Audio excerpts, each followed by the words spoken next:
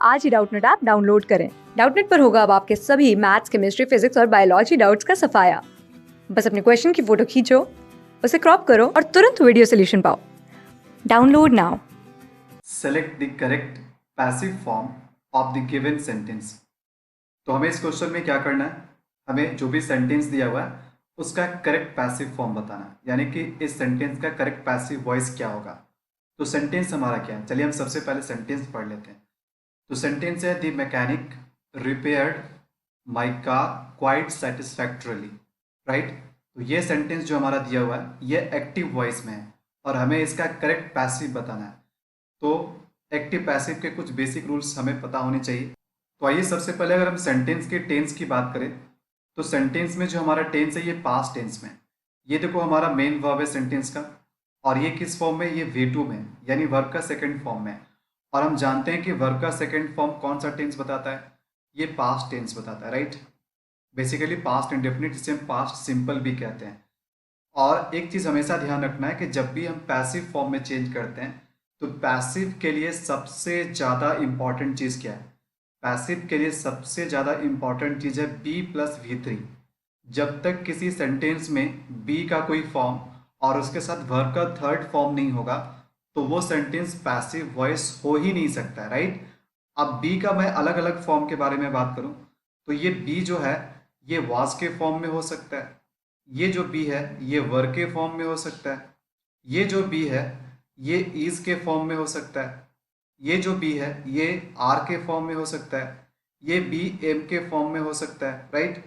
ये B been के form में हो सकता है। तो ये सभी क्या बी का ही फॉर्म है। तो पैसिव वॉइस के लिए मोस्ट इंपॉर्टेंट चीज़ क्या है कि सबसे पहला चीज़ तो बी का कोई फॉर्म होना चाहिए और साथ ही साथ उसके साथ जो मेन वर्ब आएगा वो थर्ड फॉर्म में होगा, यानी V3 में होगा, राइट। तो ये थोड़ा सा छोटे छोटे हिंट्स होते हैं, इसके हेल्प से हम अपने मतलब ऑप्शन से हम करेक्ट ऑप्शन को बहुत ही आसानी से सेलेक्ट कर लेते हैं। और यकीन मानिए एक्टिव पैसिव वॉइस के क्वेश्चंस जो होते हैं ना बहुत आसान होते हैं, हम एग्जाम में इसे सेकंड्स में सॉल्व कर सकते हैं। बस हमारा अप्रोच कुछ डिफरेंट होनी चाहिए। डिफरेंट होने का मतलब यहाँ पर मैं बता रहा हूँ कि हमारा कौन सा करेक्ट पैसिव वॉइस होगा, हमें इसके पीछे नहीं जाना चाहिए। हमें देखना चाहिए कि कौन सा ऑप्शन करेक्ट पैसिव नहीं हो सकता है।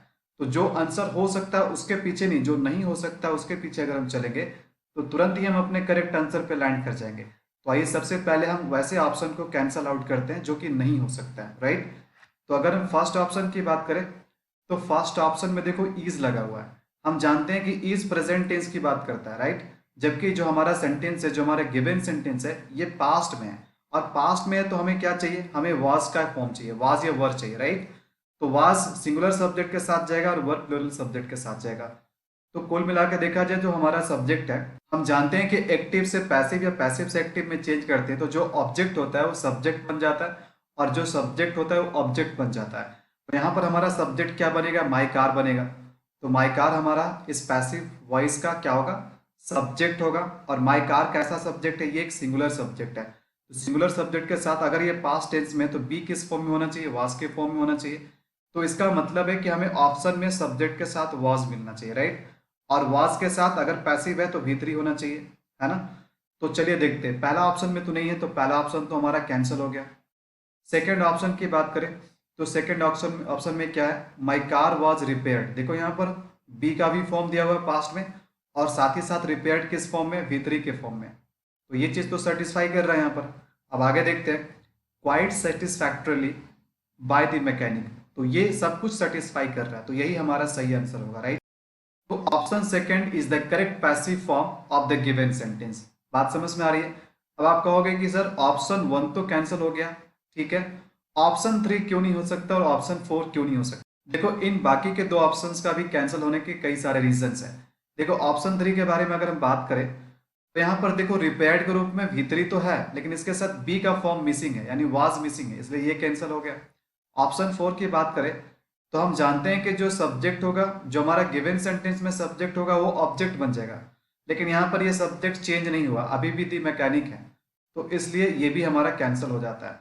तो यहाँ पर जो हमारा करेक्ट आंसर होगा, यानी कि जो सेंटेंस दिया हुआ है हमारा एक्टिव वॉइस में, उसका पैसिव वॉइस क्या हो जाएगा, my car was repaired quite satisfactorily by the mechanic. I hope you got it, thank you. Class 6 से 12 से लेके नीट, IIT, जेई मेंस और एडवांस के लेवल तक 10 मिलियन से ज्यादा स्टूडेंट्स का भरोसा। आज ही डाउनलोड करें डाउटनेट ऐप या व्हाट्सएप कीजिए अपने डाउट्स 8400 400 400 पर।